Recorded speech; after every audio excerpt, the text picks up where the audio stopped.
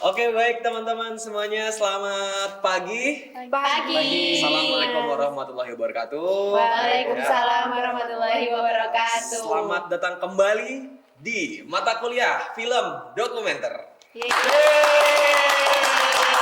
Sekarang kita ada di pertemuan ketiga ya teman-teman. Jadi kemarin kita bahas tentang pertama sejarah film dokumenter itu gimana, kemudian dan juga format film dokumenter itu apa aja. Nah, ada yang mau ngulas nih format film dokumenter, salah satunya apa? Siapa? Ayo, Dewa.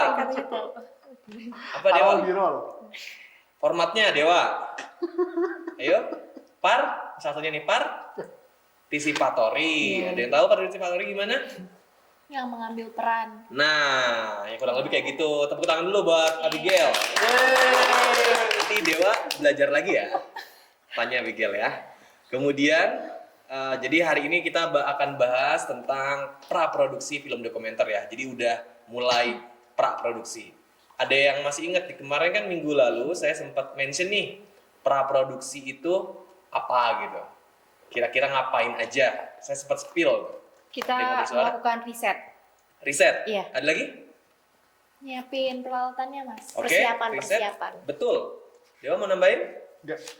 Udah, berarti 3 aja ya. Bener, itu riset, menyiapkan peralatan, dan sejenisnya itu adalah bagian dari praproduksi.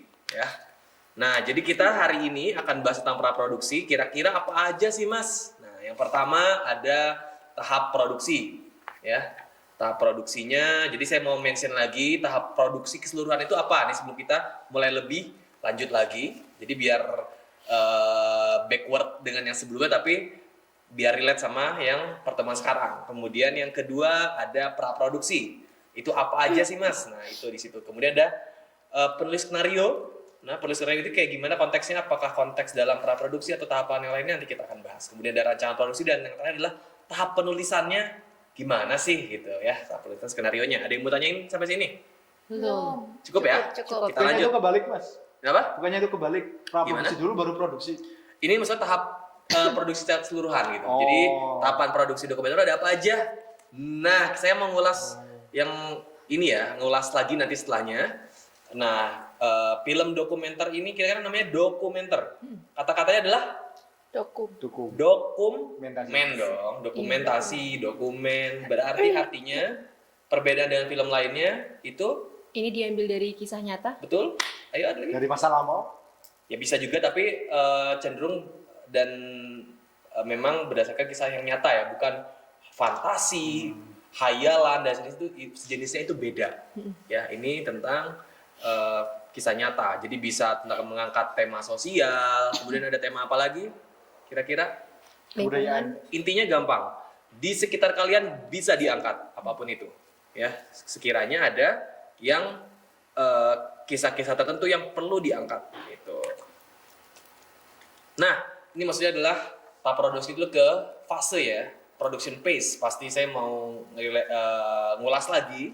Yang pertama itu pasti pra-produksi, kedua produksi itu sendiri, dan yang kalian adalah post production atau pasca produksi. Itu ya teman-teman ya, saya biar kalian selalu ingat, dan ini akan relate sampai kapanpun, saya jamin yang 3 ini ya, secara garis besar itu. Kemudian ya, praproduksi itu terkait apa aja, tadi kan udah pada mention ya, persiapannya tadi, risetnya ya. Ya intinya adalah secara garis besar dan umum ada tentang development dari story-nya, kemudian planning-nya ya. Kan kalian pernah ya, apapun itu sebelum melakukan sesuatu harus direncanakan terlebih dahulu. Nah, ini tuh sistemnya kayak gitu. Contoh, misalnya Dewa orang mana aslinya Dewa? Asli orang sini. Orang sini ya, tapi kok daerahnya mana? Peleburan. Dari Peleburan mau ke sini. Kita dari sini mau ke Peleburan harus merencanakan dulu kan. Kira-kira naik apa sih? Nyampe sana berapa lama? Nah, dan itu kira-kira nyampe akan on time nggak? Nah, kurang lebih kayak gitu. Jadi ketika kita akan membahas film apa, gitu ya, bahas film, pengen mengulas suatu film atau membuat suatu film, ketika film dokumenter tersebut harus di planning terlebih dahulu apa yang isu yang diangkat dan kira-kira riset dulu tokoh-tokoh yang terkait siapa saja sih gitu ya, dan kira-kira yang plotnya di mana, plot itu bagi tempatnya atau waktunya harus direncanakan terlebih dahulu, itu sih ya. Nah, dan itu kemudian ada juga kalian namanya adalah penulis skenario ya.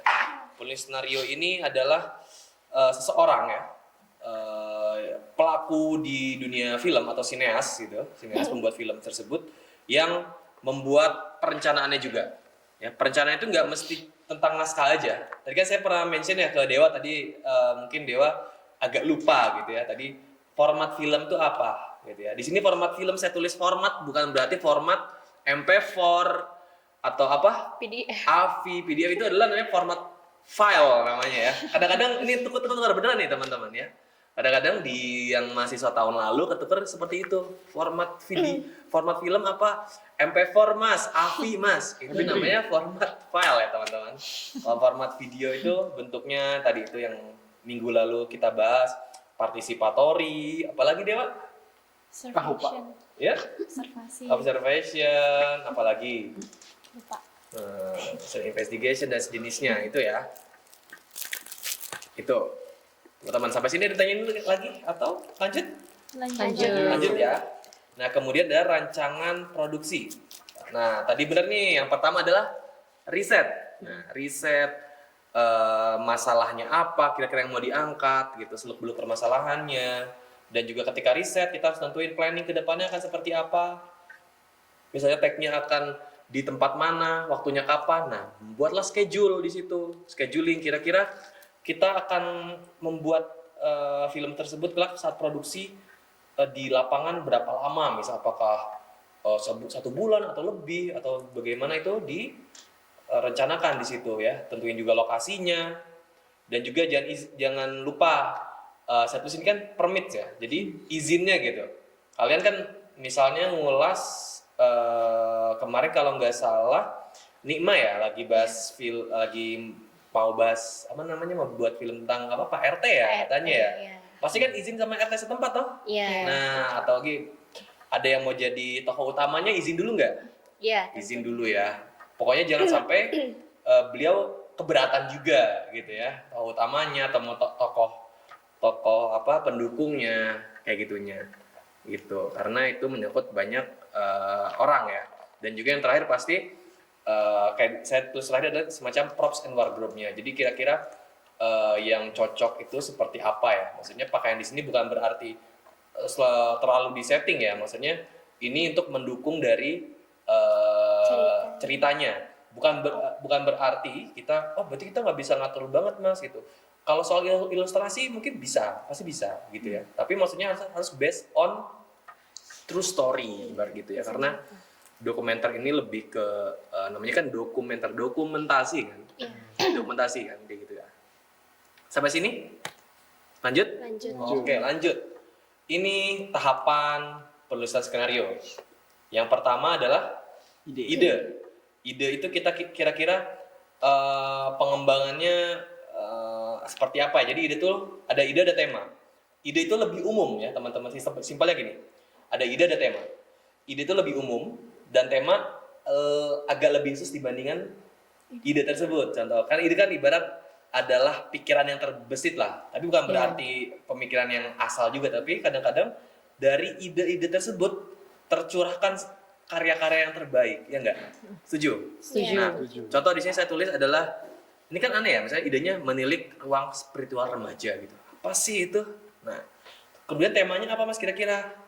Ya, adalah sekelompok pemuda gitu ya, entah remaja masjid atau apa di suatu kampung yang memberikan pendidikan agama gratis untuk anak-anak kecil karena mereka merasa anak-anak kecil yang gen alpha ya.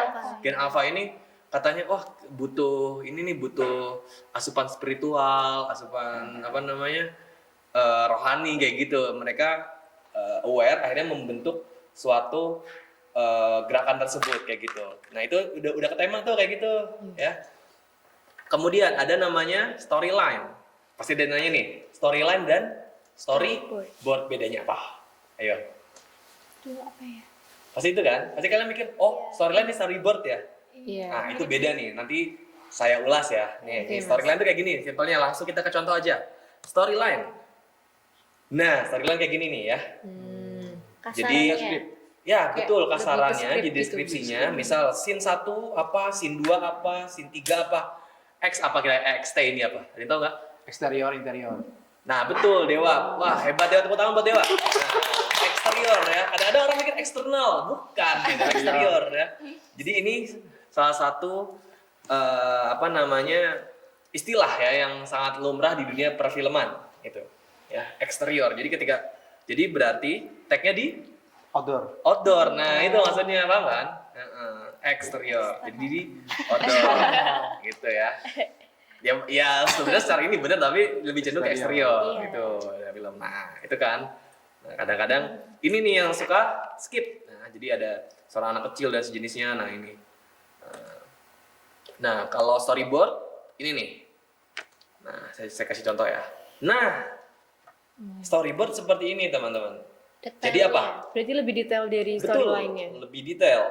Sampai shootnya Oke. dijelaskan seperti itu. Shootnya kayak gimana, mau apa, panningnya seperti apa gitu ya. Makanya kan ada istilahnya namanya DOP kan. Nah itulah yang nyusun ini, bantuin untuk menyusun draft shotnya seperti apa. Dan tahu masih ingat ya DOP apa? Ayo, DOP? Director of Photography. Nah, tapi kan kok fotografi doang, berarti nggak bikin film dong. Ya, itu kan secara umum, tapi tetap DOP itu adalah untuk apa namanya yang menentukan angle gitu. Oh kayaknya gini, ada camper misalnya orang jadi camper nggak mesti satu kan, ada 3 kan. Iya. Nah ini supervisornya, simpelnya gitu. Dia yang menjadi penyambung tangan lidahnya si sutradara. Maunya gini nih, aku maunya gini. Nah si DOP ini mengatur ketiga camper tersebut dan juga bantu menyusun ini. Jadi di sini jelas shootnya seperti apa, angle-nya, dialognya seperti apa, dan juga scene-nya seperti apa, kayak gitu. Sebenarnya tadi kan kalau yang storyline cuman scene 1, scene 2, scene 3 aja ya. Itu ya. Nah, sebelumnya saya mau bahas lagi yang nah ini ya. Jadi, selain itu ada juga namanya sinopsis. Sinopsis adalah kalian di bahasa Indonesia sering kan di SMA. Sinopsis Iya, apa?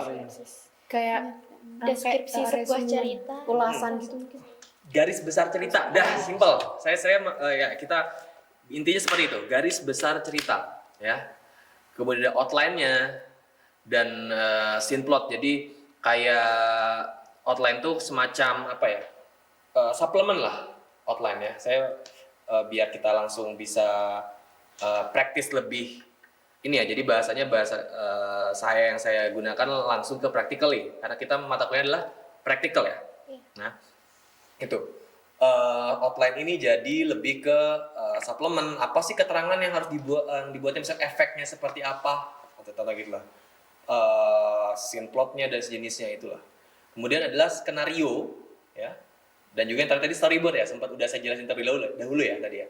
Nah skenario ini, nah coba saya ada yang mau ngulas gak bedanya tadi apa, storyline, storyboard, skenario, ayo.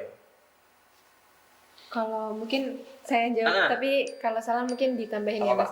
Mungkin kalau setahu saya skenario itu lebih kayak skripnya, bener-bener gambaran yang masih ini tuh mau dibawa kemana gitu dokumenternya, apa film dokumenternya. Terus kalau storyline itu lebih ke pembagian yang lebih khusus nih dari skenario itu tersebut. Nah terus baru masuk ke storyboard itu yang bener-bener lebih detail dari storyline tersebut. Itu bener gak Mas? Atau Coba kita lihat ya, skenario seperti apa?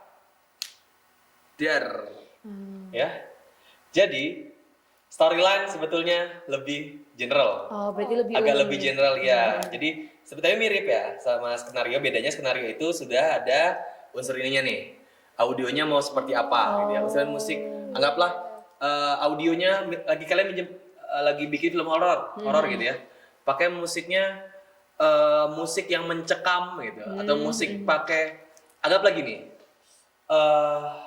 Waktu si Dewa lagi ujian di control room, oleh penguji disetel musik dunia lain, kayak gitu loh. Jadi itu gitu kan. Nah itu akhirnya memacu adrenalin ya nggak Iya, bagi betul. yang peserta ujiannya ya nggak. Nah seperti itu contohnya. Nah juga visualnya juga seperti apa. Jadi ibarat gini, storyline umum ya, Oke. skenario udah mulai dikembangkan sedikit, maksudnya visualnya seperti apa, audio seperti apa, dan tapi kalau storyboard itu jauh lebih detail kayak gini. Sebenarnya nggak detail dan nggak detail itu relatif, tapi dia unsurnya lebih banyak lah kalau storyboard itu, simpelnya itu. Walaupun pada prakteknya kebanyakan ya, istilah storyboard itu mewakili semuanya, ya nggak? Iya. Ya, Oke. gitu ya. Tapi ini just to know yang benar seperti ini. Gitu. Tapi Ya. lebih baik milih tiga-tiganya atau milih salah satu dari storyline, skenario atau storyboard? Kalau dalam pembuatan film dokumenter. Dokumenter. Alangkah lebih baik jangan cuma storyline dong. Storyline cuma cerita aja, kita nggak jelas mau seperti apa. Jadi kadang-kadang kalau misal storyline aja, mau efek suaranya seperti apa ataupun yang bagaimana nggak begitu jelas. Kecuali misal storyboard dikombin dengan skenario tadi, oke, gitu. Karena agar planningnya lebih jalan ya, sebetulnya itu. Kita mengkhawatirkan jadi kayak namanya ketika post production beneran cuman mengedit elemen-elemen yang sudah direncanakan, bukan mencari. Kalau tuh mencari misalnya, suaranya cocoknya ini, itu bukan di post production, itu di pre production. Yang benar seperti itu ya. Ya, ada yang tanya lagi? Cukup jelas? Cukup, Mas. Oke, kalau sudah cukup jelas, tepuk tangan terlebih dahulu buat kalian. Oke. Untuk nextnya ada tugas ya, ada tugas buat kalian. Tapi simple kok. Jadi buat minggu depan nanti kita akan diskusi. Kalian lihat sekitar kalian, ya. Catat apa saja yang perlu, yang sekiranya bisa kalian angkat. Hal-hal menarik pasti ada di sekitar kalian, di sekitar rumah, di sekitar kampus, atau ketika kalian berinteraksi dengan seseorang di sekitar kalian. Misal kalian beli ayam atau beli minuman, beli makanan, pasti kalian tuh akan ada hal-hal yang terbesit di situ ya. Ya seperti itu. Jadi intinya adalah lihatlah sekitar dan amati, temukan inspirasi dan mulailah berkreasi ya. Saya Rifat Arozi, sampai jumpa minggu depan. Sukses selalu buat kalian. Semoga ilmu bermanfaat. Selamat pagi semuanya. Wassalamualaikum warahmatullahi wabarakatuh. Waalaikumsalam warahmatullahi wabarakatuh. Tepuk tangan buat kalian. Terima kasih.